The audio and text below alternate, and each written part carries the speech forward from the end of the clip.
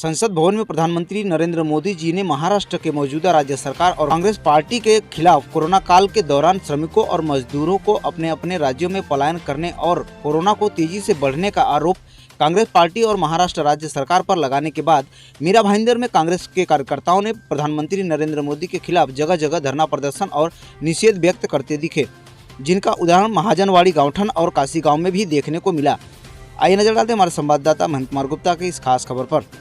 मोदी जी कांग्रेस को बदनाम मत करो। मोदी जी शर्म करो, शर्म करो, शर्म करो, शर्म करो। मोदी जी शर्म करो, शर्म करो, शर्म करो, शर्म करो। मोदी जी शर्म करो, शर्म करो, शर्म करो, शर्म करो।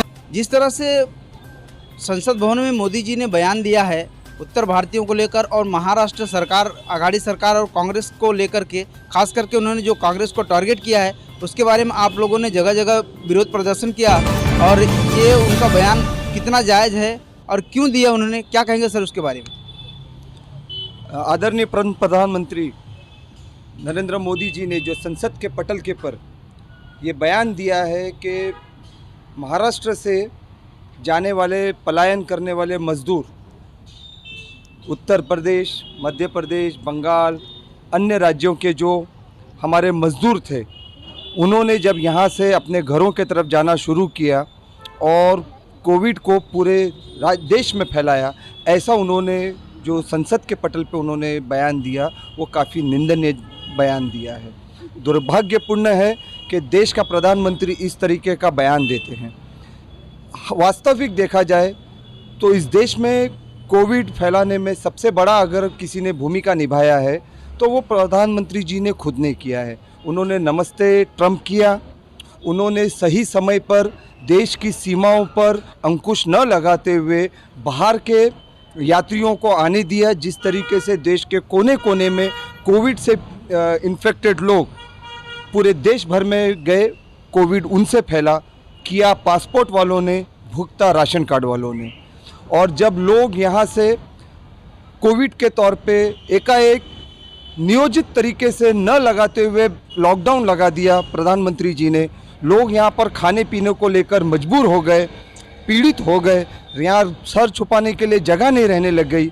महाराष्ट्र शासन अपने तरफ से जो कुछ भी बनती कोशिश थी महाविकास आघाड़ी सरकार वो कर रही थी, लेकिन लोगों को भाड़ा भरने के लिए पैसा नहीं था, अपने बच्चों को रोज़मर्रा की ज़िंदगी के लिए लगने वाले खर्च कमाने के अवसर ख़त्म हो गए थे। ऐसे में जब मज़दूरों ने अपने घरों के तरफ पलायन करने की कोशिश की और रास्ते से चलकर जब जा रहे थे, हमारी राष्ट्रीय अध्यक्ष आदरणीय सोनिया जी गांधी के मन में जो पीड़ा उठी इनके दर्द को देखते हुए, उन्होंने तमाम प्रदेश अध्यक्षों को, प्रदेश कार्यालयों को ये सूचित किया कि आप ऐसे घरों के तरफ लौटने वाले मज़दूरों की मदद करें, उनको गाड़ी, बसेस, ट्रेन मुहैया कराएं ताकि लोग जल्द से जल्द अपने घरों तक पहुंच सकें और रास्ते में कोई दुर्घटना का शिकार या भूखमरी के शिकार से उन लोगों की मृत्यु ना हो। काफ़ी हादसे हुए, छोटे बच्चों को तकलीफ़ से ले जाना पड़ा, कई लोगों को मृत परिजन को कंधे पर उठाकर ले जाना पड़ा। ये सारी चीज़ें ना हो बोल के कांग्रेस कमेटी ने, कांग्रेस के प्रदेश कमेटी ने आदरणीय सोनिया जी गांधी की बात को रखते हुए लोगों की मदद की। आज प्रधानमंत्री जी उसी बात को लेकर कांग्रेस पे निशाना साध रहे हैं, लेकिन वो ये भूल रहे हैं कि करतूत उनकी थी, गलत करतूत उनकी थी। कोविड काल में वो फेल रहे, उन्होंने लोगों की मदद करने में नाकाम रहे और कांग्रेस पार्टी ने जो मदद करी उनको, लोगों को, मज़दूरों को, उनके बारे में उन्होंने दुष्प्रचार करने का काम मोदी जी ने किया। इससे पता चलता है कि मोदी जी का जो दिमाग है वो कितना विकृत किस्म का है कि इनको लोगों की मजबूरियां नहीं समझ में आई, गरीब मजदूरों की पीड़ा नहीं समझ में आई। आज उत्तर प्रदेश में इलेक्शन है, इसी तरीके से अन्य राज्यों में इलेक्शन है, जो यहाँ के मजदूर वहाँ पलायन करके गए थे, उन लोगों का बुनियादी मुद्दों पे से ध्यान भटकाने के लिए इस तरीके की बातें करना, उन मजदूरों को बदनाम करना, ये मोदी जी ने जो काम किया है ये काफ़ी निंदनीय है। हम इसकी भर्त्सना करते हैं, हम इसका विरोध करते हैं। हमारे देश के पंतप्रधान जो पूरे देश के सब ने उनको मतदान किया है, हर एक जात धर्म कोई सब मिलकर उनको मतदान किया ताकि इस देश का अच्छा विकास हो, लोगों को एक विश्वास था। लेकिन आज यूपी के चुनाव के वजह से उन्होंने जो वक्तव्य आज जो सदन में बात की, ये बहुत बड़ी दुख की बात है।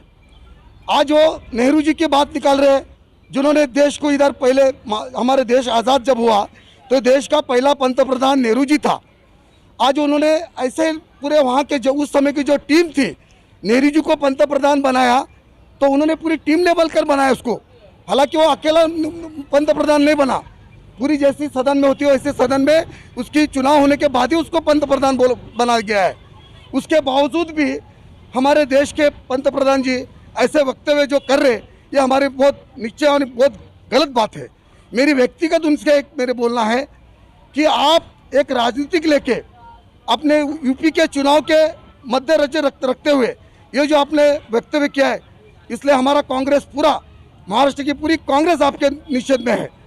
और मैं आने वाले उनको मेरी निवेदन है कि हमारे तुम सिर्फ जनता पार्टी पक्ष के पार्टी के पंतप्रधान नहीं है, पूरे देश के पंतप्रधान है हमारे।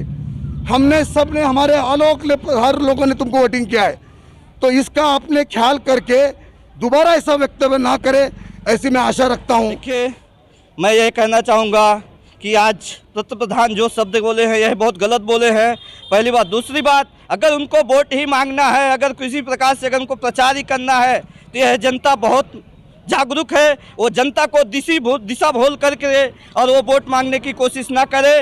जनता हमारे यहाँ की, पूरे हिंदुस्तान की जनता जागरूक है। जो व्यक्ति हमारा शिक्षा के ऊपर ध्यान देगा, जो व्यक्ति हमारा हॉस्पिटल के ऊपर ध्यान देगा, ऐसे व्यक्ति को चुन के लाएंगे।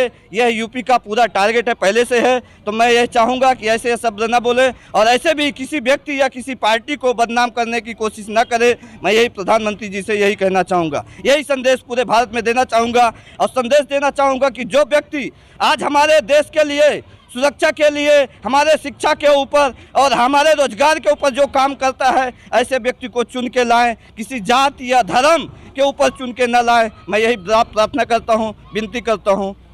जय हिंद, जय भारत। तो इसी तरह की खबरों के लिए बने रहे हमारे साथ। तो आप देख रहे हैं सुप्रीम समाचार। फिर मिलेंगे अगले कुछ खास खबरों के साथ, तब तक के लिए जय हिंद, जय महाराष्ट्र।